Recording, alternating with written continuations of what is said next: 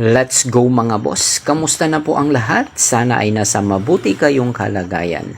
For today's video nga mga boss, ito po ang ating i-content ngayong oras na ito. Ito na nga po mga boss, at dahil sa oras na ito, meron pong bibili ng bunga ng aming mangga. Napansin nga nila mga boss na marami itong bunga, kaya agad po silang pumunta dito sa aming bahay para tanungin po sa amin kung ibinibenta ba namin ang bunga nito. Syempre naman mga boss, tinanong din namin sa kanila kung magkano nila kayang bilhin ang bunga nito. So eto na nga mga boss, nagbigay po sila ng presyo. Bibilhin daw po nila ng 350 pesos. So 2 puno na po yan. So ako naman nag-isip, masyado atang mababa. Sinabi ko sa kanila, bumalik na lang po kayo. At wala po dito yung may-ari. Yun po yung sagot ko sa kanila. At ito na nga po ang system mga boss. Siyempre umalis din nga sila. And after that, mga ilang oras siguro, bumalik din po sila kaagad. Pagkabalik nga nila mga boss, nagbigay po ulit sila ng panibagong presyo. Which is, sinabi po nila, 500 pesos. Hindi na ako ang nakausap nila dyan mga boss. Siyempre si Mami Marites na ang nakausap nila.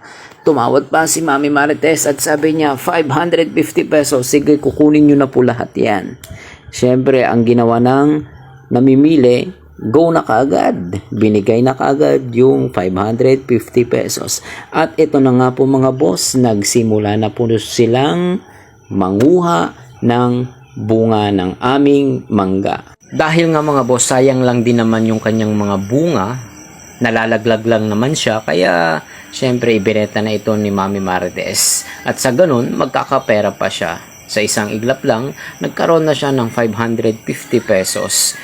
Alam nyo ba mga boss kung ilang sako ang nakuha nila dyan? Naku, magugulat kayo. Kasi hindi mo akalain na ganun karami o kadami ang kanyang bunga. Kasi nga, nung unang mga boss, nakuhanan na din ito. Kaya hindi natin ine-expect na ganun pala kadami ulit yung kanyang bunga. Sa dulo ng video na ito mga boss, malalaman ninyo kung ilang sako ang kanilang nakuha. For the meantime mga boss, tignan muna natin kung paano sila kumuha ng bunga na ito. Ayan yung nakikita nyo mga boss, itong kulay puti na iyan. Yan yung pamatay nila sa mga abuhos. Abuhos kung tawagin sa Ilocano mga boss. O yan yung mga malalaking langgam na kumakapit sa mga sa puno po ng mangga. Hindi nyo po na itatanong, marami pong mga abuhos dyan sa puno ng mangga, kaya pahirapan po talaga ang pagkuha nito. Pero sa tingin ko mga boss, sulit na po sila sa nakuha po nila, kasi nga hindi mo akalain na marami po talaga silang nakuha. Ito nga po yung paraan ng kanilang pagkuha mga boss. Ayan, may 2 pong lalaki ang umaakyat sa puno para syempre kuhanin yung kanyang bunga. At meron pong 3 babae na kung saan sila po yung, yung kumukuha po ng bunga nito. Yung ibinabagsak po nila dito sa baba. Kung titingnan mo nga naman mga boss, mukhang mahirap nga po yung kanilang ginagawa. Kasi nga syempre kalilit nga po ng katawan nila. Tapos nagbubuhat sila ng mga mabibigat.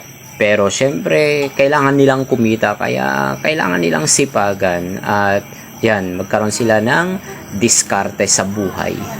Syempre mga boss, bago tayo nag-video dyan, humingi muna ako sa kanila ng pahintulot kung pwede ko silang i-video. So, ang sabi naman nila, okay lang naman daw. Kaya eto nga mga boss, ayan, nakakuha po ako ng mga video sa kanilang mga ginagawa. Sa mga oras na nga iyan mga boss, malapit na silang matapos na kuhanan na po nila ng bunga yung 2 puno ng mangga. Halos wala na pong natira. Ang natira na lang is yung mga maliliit. Kaya kapag may humingi dyan, wala na po tayong maibibigay kasi nga nakuha na po nila lahat.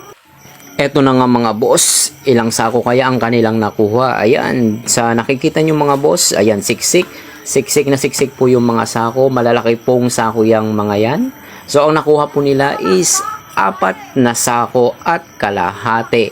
Yan po yung kanilang nakuha sa 2 puno ng mangga. Ayan, sa halagang 550 pesos, mayroon po silang 4 na sako at kalahati. So, sulit na sulit po sila. Ang galing. Ang galing po nila. Akalain po namin na ganun pala karami yung bunga ng aming mangga. By the way mga boss, sa aking pakikipagmarites sa kanila, sila po pala ay tiga Gimba. Medyo malayo rin at nakarating pa sila dito sa aming lugar. Ayan. Pagkatapos niyan, pupunta na po sila at babalik na po sila sa doon nga po sa palengke para sa ayan, ibabagsak na po nila iyan and then ibebenta na rin nila para sila po ay kumita. At ito nga mga boss ang aming ganap ngayong araw na ito. Hanggang sa muli. Paalam.